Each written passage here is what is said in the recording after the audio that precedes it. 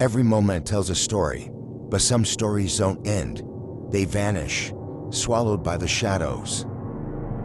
This is Timeline Unfolded. Tonight, we unravel the chilling disappearance of Ali Gilmore, a woman 4 months pregnant, torn between a fragile marriage and a casual new relationship. One night, she simply vanished. No struggle, no break-in. Her life paused mid-story. What happened to Ali? And why, nearly 20 years later, does her silence still echo through Tallahassee?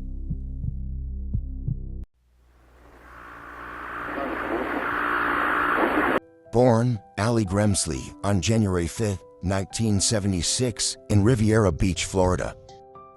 Ali's life was marked by resilience from the very beginning. As a child, she spent her time living with her older cousin due to challenges in her mother's life. It was a difficult transition, but it taught Ali early how to adapt, to carry herself with strength. When she moved back in with her mother, Laura Vetta, and stepfather Carl, she found structure and discipline, but also a deep longing for the pieces of family she would never have. At just 9 years old, Ali learned of her father, Percy Walker Sr., but by then, he had already passed away. The only connection she ever had was a videotape of him. Her sister remembered how Ali wept as she watched it, mourning not just the man, but the bond they would never share. And yet, even in grief, Ali's drive was unstoppable. She worked at Publix through high school, even giving her mother money to help with household bills.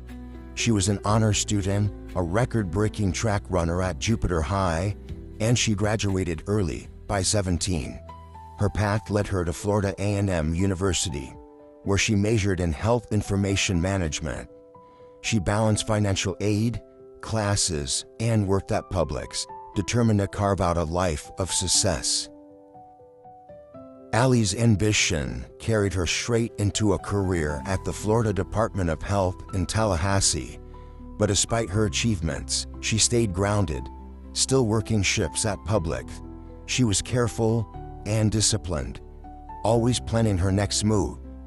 Ali wasn't just living a life, she was building one, brick by brick, with purpose, with focus, with dreams. Dreams that would soon collide with darkness. It all began at Governor Square Mall. Ali had stopped at a kiosk, searching for a frame for her college diploma. Behind the counter was James Gilmore, a divorced father of 3. Their first exchange was brief, but when Ali returned a second time, James asked for her number. Soon, they were inseparable. Ali even bonded with James's children. For James, she wasn't just the partner, she was a lifeline, encouraging him to return to school and pushing him to believe in himself. 8 months later, at that same kiosk where they first met, James proposed. On October 7, 2000, they married. The couple bought a home in the Wilston Green subdivision. Ali planted flowers around their new house before the boxes were even unpacked. She was already imagining the life they would grow there. In 2005, their life shifted. Ali became pregnant, and joy filled the house. She began buying baby clothes, planning for the future. But tragedy struck. The pregnancy ended in miscarriage. The loss devastated them, and their marriage began to crack under the weight of grief, exhaustion, and financial strain. By October, James moved out. It was around that time Ali met Dwight Aldridge, a truck driver at FAMU's homecoming. Their connection grew quickly. By the end of the year, Ali discovered she was pregnant once again.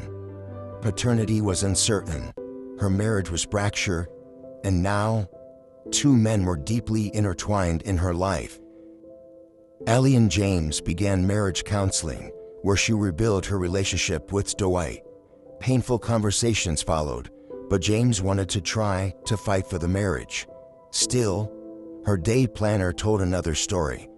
Entries showing Dwight's presence at ultrasound appointments, notes hinting at his role in the pregnancy.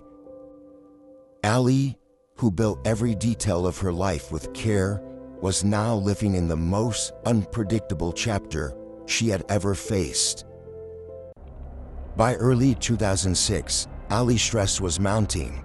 She was 4 months pregnant, working 2 jobs, attending counseling, and facing mounting financial strain. In late January, she learned her property taxes were about to increase. Something she confided was keeping her up at night. On Thursday, February 2nd, at the Department of Health, co-workers noticed she seemed tense. She even asked her supervisor for advice about her taxes. That night, while working her evening shift at Public, she called James. They discussed her financial worries and confirmed their 9 a.m. counseling session the next morning. Ali finished her shift and returned home. It would be the last time anyone saw her. The next morning, James overslept. He assumed Ali was at work, so he left an apologetic voicemail at her office, but Ali never arrived. Her co-workers brushed off her absence at first, thinking that she had simply gone to her appointment. But by Saturday, James grew uneasy. He drove to Ali's home, saw her car in the driveway, but got no response when he knocked. He left, thinking she was angry and needed space. By Monday, February 6, alarm spread. Her supervisor, realizing Ali had missed 2 work days, went to her home with a coworker. They pounded on doors and windows. No answer. But something was unsettling. The floodlights still burned outside. A bedroom light was still on. They called the police. When officers entered Ali's home, the scene was chilling. Her bedroom light glowed. The bed was pulled back. A prenatal care book lay open on the pillow. At the front of the bed, her Publix uniform was neatly folded, ready for the next day. Her car was outside, purse inside, keys missing. No forced entry, no struggle. Ali Gilmore had vanished. Pregnant, alone, gone. The streets of Tallahassee had grown quieter, but the questions only grew louder. Every corner searched, every lead chased, and still, the same chilling truth. Ali Gilmore had vanished without a trace. No signs of a struggle, no forced entry, just a house left eerily untouched, like a life paused mid-story. And when the silence is this thick, suspicion naturally falls closest to home. Police wasted no time turning their focus towards the man closest to Ali, her husband, James. Though they were living apart, they were still tethered by marriage, counseling, and the fragile hope of reconciliation. That made James, in the eyes of the investigators, the natural first suspect. The missed counseling appointment hung over everything like a storm cloud. Ali had called him the night before, reminding him of their session. Neither of them showed up. James later said he overslept and left a message at her job apologizing. But to detectives, the question lingered. Was it really just sleep, or something far darker? James insisted he slept that night at his brother's house. He admitted their marriage had been strained since Ali's miscarriage the year before, but maintained he still wanted to make it work. He even recalled that final phone call, not knowing it would be the last time he'd hear her voice. To his credit, James didn't run from suspicion. He sat for multiple interviews. He took a polygraph and a voice stress test. Passing both, he opened his life to detectives, insisting he had nothing to hide. But in cases like this, words aren't always enough. On paper, the optics were damning: a crumbling marriage, money troubles, another man in the picture, and that ominous misappointment. Suspicion clung to James like a shadow. Every step he took, every word he spoke, seemed to circle back to that same haunting question. Was he telling the whole truth? But James wasn't the only man investigators were watching. Their gaze soon shifted to Dwight Aldridge, a truck driver who had become part of Ali's life during her separation.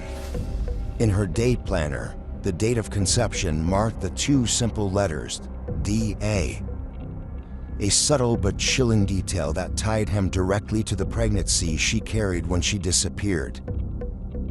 At first, Dwight cooperated. He answered questions. He offered his version of events. But soon, cracks began to show. He lied about where he was the night Ali vanished. Detectives quickly discovered his story didn't align with the evidence. Phone records told a whole different story. At 12:48 a.m. on Friday, February 3rd, the very night Ali disappeared, she received a call. That call came from Dwight. He admitted speaking with her, but lied about his location. Cell tower data placed him squarely in her neighborhood. And his past only deepened suspicion. In 1998, the day after his 17th birthday, Dwight was arrested for armed robbery and sentenced to 5 years in prison. He walked free in 2003. 2 years later, he met Ali. His cooperation eventually dissolved into silence. By 2009, he would only refer to Ali as a friend. Attempts by reporters to contact him went nowhere. The trail grew colder, but suspicion never left him. 15 years later, it seemed the case might finally break open. In October 2021, police officially named Dwight Aldridge as the suspect in Ali Gilmore's disappearance. And then came something chilling. Just weeks later, on Facebook, Dwight allegedly posted a meme. "The face you make knowing they talking, #unbothered." To Ali's family and friends, it felt like a taunt. A smug reminder that while they lived in uncertainty and grief, someone else carried on, untouched. James, Dwight, two men, two stories, both tangled in Ali's final days. James, the husband fighting to prove his innocence. Dwight, the man whose lies and late-night calls placed him under a darker light. Both names carved into the investigation. And through it all, one haunting fact remains. No arrest, no justice, no Ali. The night still holds its secrets, and the shadows keep their silence. Ali was not just another missing person. She was a daughter, a sister, a wife, a friend, and a mother-to-be. Her family has waited nearly 2 decades for answers. The night she vanished still hangs heavy over Tallahassee. Every detail carefully left in place, every lead evaporating in the dark. What really happened to Ali Gilmore? Who silenced her voice? And why does the night still keep its secrets? If you have any information about Ali's disappearance or about Dwight Aldridge, contact the Tallahassee Police Department at 850-891-4200 or submit an anonymous tip to Crime Stoppers at 850-574-TIPS. If you enjoy more stories like this one, please comment, like, and subscribe. This is Timeline Unfolded.